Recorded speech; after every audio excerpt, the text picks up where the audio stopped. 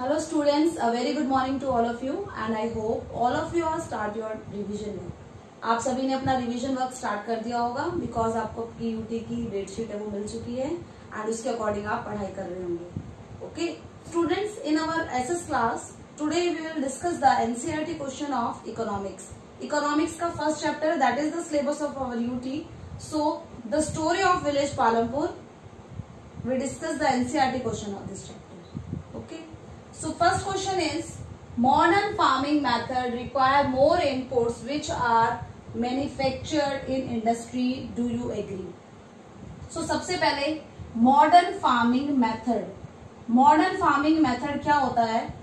Modern farming method means modern techniques, modern machines, modern tool use करके तब farming की जाती है. Okay. So modern farming method क्यों किया जाता है? To increase production. प्रोडक्शन को इंक्रीज करने के लिए मॉडर्न फार्मिंग मेथड यूज किया जाता है क्योंकि 1960s एंड 70s में इंडियन गवर्नमेंट है, उन्होंने फार्मर्स को मोटिवेट करके सब्सिडीज देके ग्रीन रेवोल्यूशन एक एक्सपेरिमेंट किया था कि क्या हम प्रोडक्शन को बढ़ा सकते हैं मॉडर्न टूल्स यूज करके, और वो सक्सेसफुल रहा. तो मॉडर्न फार्मिंग मेथड में कि हम मॉनसून पर डिपेंड नहीं रहेंगे, डिफरेंट मीन्स ऑफ इरिगेशन है वो यूज किए जाएंगे, डिफरेंट मशीन्स यूज की जाएगी. पहले प्लॉग होते थे, एनिमल्स को प्लॉगिंग के लिए यूज किया जाता था, अब ट्रैक्टर यूज करे जाते हैं. So different machine tools, HYV seeds, pesticides, chemical fertiliser, ये सब कुछ यूज किया जाता है मॉडर्न फार्मिंग मेथड में. और ये सब बनता कहाँ पर है? ये बनता है इंडस्ट्रीज में.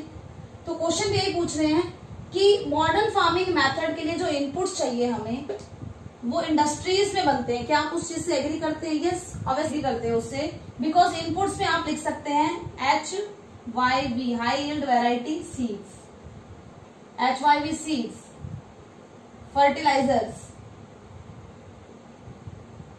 Pesticides, machines and tools. आप इरिगेशन के लिए जो पंप यूज कर रहे हैं, जो मोटर यूज कर रहे हैं, वो कहां पर बन रहा है? इरिगेशन के लिए यूज करे जा रहे हैं पंप्स एंड मोटर्स, वो कहां बन रही है? वो इंडस्ट्रीज में बन रही है. ट्रैक्टर्स कहां बन रहे हैं? इंडस्ट्रीज में बन रहे हैं.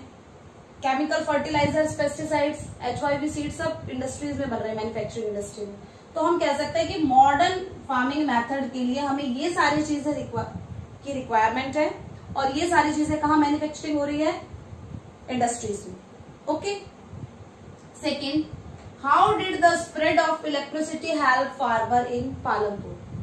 Spread of electricity हमने पढ़ा था कि पालमपुर विलेज में इलेक्ट्रिसिटी है, इलेक्ट्रिसिटी की प्रॉब्लम नहीं है. मीन्स जो विलेज है पालमपुर, वहां पर इलेक्ट्रिकल कनेक्शन है. तो उससे क्या फायदा होगा? उसके 3 आप लिख सकते हैं. First, use in houses, electricity को यूज किया जाएगा हाउसेज में. Second, used in farms for irrigation. Irrigation के लिए जो भी मोटर चलाई जाती है उसके लिए इलेक्ट्रिसिटी होना बहुत ज्यादा जरूरी है. ट्यूबवेल्स, मोटर्स, पंप्स, उनके लिए इलेक्ट्रिसिटी होना बहुत ज्यादा जरूरी. तो हाउसेज में यूज हो रहा है, फार्म्स में यूज हो रहा है खेती के लिए. And third one is to run machines. अब मशीन्स कौन सी बात हो रही है? जो स्मॉल स्केल बिजनेस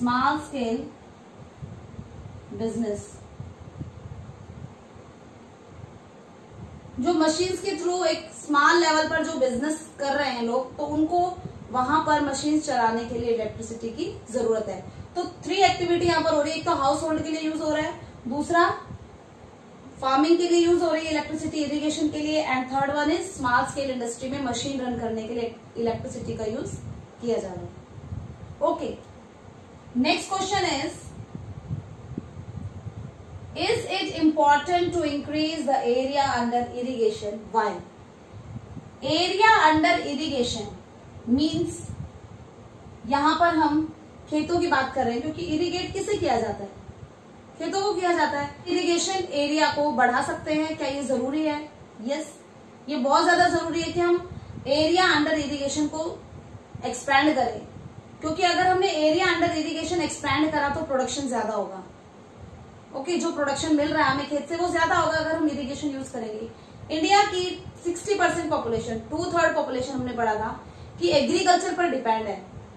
लेकिन अगर हमारे पास में इरिगेशन के सोर्स नहीं है और अगर हम ओनली मॉनसून पर डिपेंड हैं, मॉनसून पर डिपेंड होने से एक तो ये अनसर्टेन होती है, पता नहीं होता है कब आएगी कब नहीं आएगी, एंड इररेगुलर, कितने दिन तक बारिश होगी, या हम हमारी फसलों को जब इरिगेशन की जरूरत है उस टाइम पर बारिश होगी या नहीं होगी। तो इररेगुलर अनसर्टेन है, हम इसके ये रिलायबल नहीं है कि हम बिल्कुल इसके ऊपर विश्वास कर सकते हैं कि हाँ हमारा क्रॉप प्रोडक्शन अच्छा होगा क्योंकि तब बारिश आती है, क्योंकि हमें डेट फिक्स नहीं है, इसका इररेगुलर है, पता नहीं कितनी क्वांटिटी में रेनफॉल होगी, कितना क्वांटिटी वाटर रेनफॉल आएगी।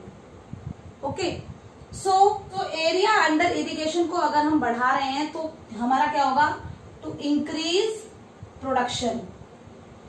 हमें मॉनसून पर डिपेंड नहीं रहना पड़ेगा। जब भी हमें अपनी फसलों में पानी देना हो, जब भी उन्हें इरिगेट करना हो, तो हम ये वाले जो मीन्स है ये यूज करेंगे, ट्यूबवेल्स, मोटर्स, पंप्स, इनका यूज करेंगे इरिगेशन के लिए। सो ये बहुत ज्यादा जरूरी है। To increase the production the area under irrigation should be expand.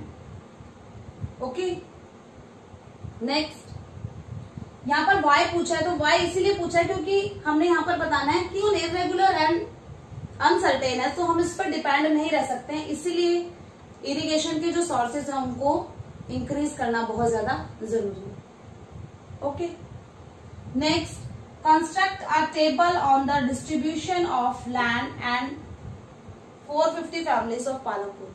450 family है, उनमें लैंड का डिस्ट्रीब्यूशन कैसे था, देखिए, आउट ऑफ 450 फैमिली, पालमपुर में टोटल फैमिलीज 450 थी, तो उनमें लैंड का डिस्ट्रीब्यूशन कैसे था, देखिए। सो यहाँ पर हम फैमिलीज लिखेंगे। आई होप आप सभी ने नोटबुक में ये टेबल बना रखे, नहीं बना रखे तो आप अभी नोट कर लें, take your notebook with you. And यहाँ पर आप लिखेंगे लैंड, किसमें, हेक्टेयर्स में।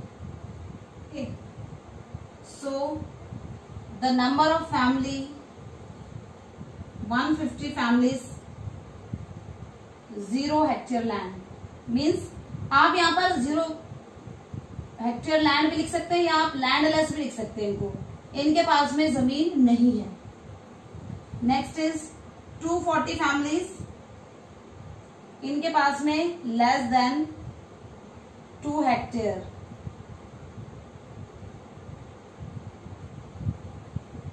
इनके पास में 2 हेक्टेयर से कम है जमीन, जबकि 60 फैमिलीज ऐसी है जिनके पास में मोर देन 2 हेक्टेयर।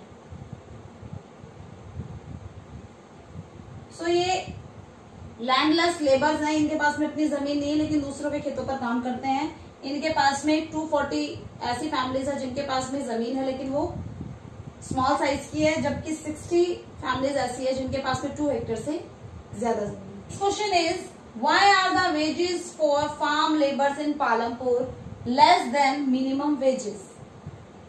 पालमपुर में जो लेबर्स हैं उनकी वेजेस है वो कम है, किससे कम है? These are fixed by the government. Government minimum wages fix करती है कि एक लेबर है उसको कम से कम इतनी वेजेस मिलनी चाहिए, उससे कम मिल रही है पालमपुर के जो लेबर्स हैं उनको वेजेस। उसके पीछे रीजन क्या है? The reason behind that is due to heavy competition. Due to heavy competition.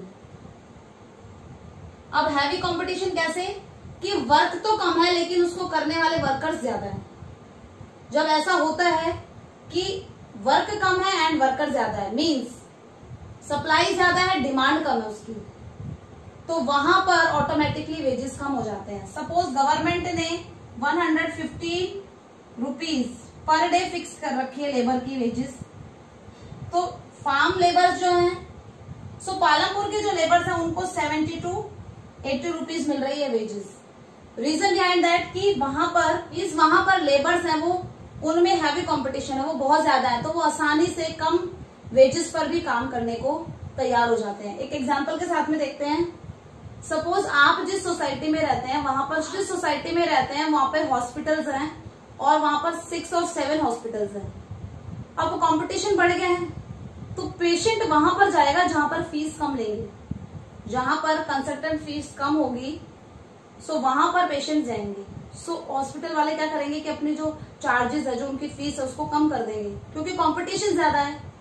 इसी का अपोजिट ले लीजिए कि आप जिस एरिया में रहते हैं वहां पर ओनली एक ही हॉस्पिटल है, तो वो आपसे ज्यादा फीस चार्ज करेंगे क्योंकि उनके कंपटीशन में कोई भी नहीं है। और सेम हैवी कंपटीशन की वजह से ही पालमपुर में भी ऐसी सिचुएशन है कि लेबर बहुत ज्यादा है लेकिन उनको वर्क कम मिलता है, तो वो आसानी से कम वेजेस पर भी काम करने को रेडी है। ओके, क्योंकि उनके पास में कोई काम नहीं है।